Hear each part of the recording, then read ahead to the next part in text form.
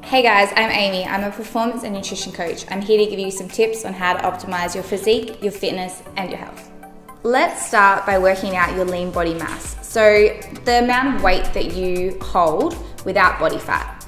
This means calculating your body weight divided by the percentage of fat you have. For example, if you were 100 kilos and you're 25% body fat, that means 75 kilos you have remaining is your lean body mass. Once we have your lean body mass, I want you to times that by 21.6. That number is then added to the number 370.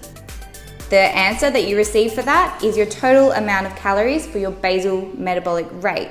This is if you were in a coma or lay in bed all day, would be your total energy requirements. Once we've obtained your basal metabolic rate, we're going to times that by your physical activity level, or your PAL.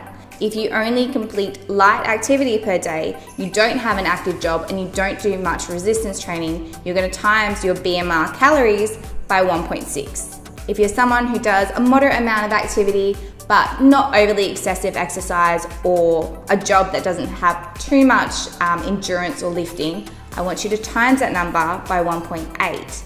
If you're more of an athlete, you're doing quite a lot of resistance training, you're going to times your basal metabolic rate by 1.9, or if you're male, 2. If you're an athlete and you're basically working your butt off every single day in and out of the gym and in work, times that number by 2.2. The calculation of calories that you get after doing all those calculations is called your TDEE, your total daily energy expenditure. This is the number of calories that you will need per day to sustain the body that you're in. Once we have your TDEE, let's work out the number of calories that you would need to either put on some significant lean mass or to lose body fat.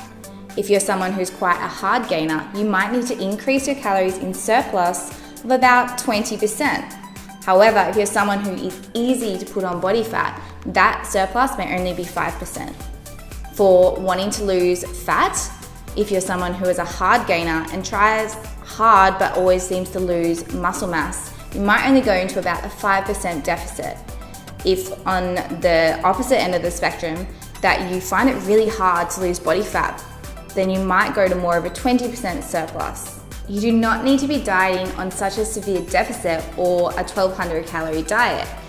If anything, this will induce more negative adaptations to dieting. This can include moodiness, a loss of libido, decreased strength and drive or motivation, an inability to sleep, or an inability to stay asleep.